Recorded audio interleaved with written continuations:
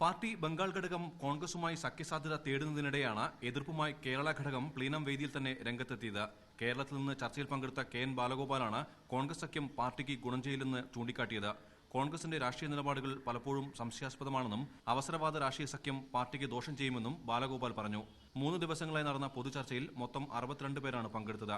ചർച്ചയിൽ പങ്കെടുത്ത ഭൂരിഭാഗം പേരും കേന്ദ്ര നേതൃത്വത്തിനെതിരെ രൂക്ഷ വിമർശം അഴിച്ചുവിട്ടു.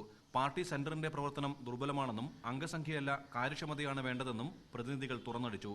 ജനറൽ സെക്രട്ടറി സീതാറാം യെച്ചൂരിയുടെ ഇരട്ടപ്പദവിക്കെതിരെയും ചർച്ചയിൽ വിമർശമുയർന്നു. തെലുങ്കാനയിൽ നിന്നുള്ള പാർട്ടി അംഗം സുദർശനാണ് ഇക്കാര്യം ഉന്നയിച്ചത്. പാർട്ടിക്കുള്ളിൽ ജനാധിപത്യമില്ല, യുവജന പ്രാതിനിധ്യമില്ല തുടങ്ങിയ വിമർശങ്ങളും പൊതുചർച്ചയിൽ ഇടം പിടിച്ചിരുന്നു. പൊതുചർച്ചയ്ക്ക് ജനറൽ സെക്രട്ടറി സീതാറാം യെച്ചൂരി മറുപടി നൽകും. 3 ദിവസങ്ങളായി നടന്ന പൊതുചർച്ചയിൽ കേന്ദ്ര നേതൃത്വത്തിനെതിരെ രൂക്ഷ വിമർശമാണ് ഉയർന്നത്. ജനറൽ സെക്രട്ടറിയുടെ ഇരട്ടപ്പദവി വരെ ചർച്ചയിൽ ചോദ്യം ചെയ്യപ്പെട്ടു. വിമർശങ്ങൾക്കുള്ള ജനറൽ സെക്രട്ടറിയുടെ മറുപടിയാണ് ഇനി ശ്രദ്ധാകേന്ദ്രം. കൊൽക്കത്തയിൽ നിന്നും ക്യാമറ പേഴ്സൺ മനോജിനൊപ്പം കെ. സജീഷ്, മീഡിയ 1.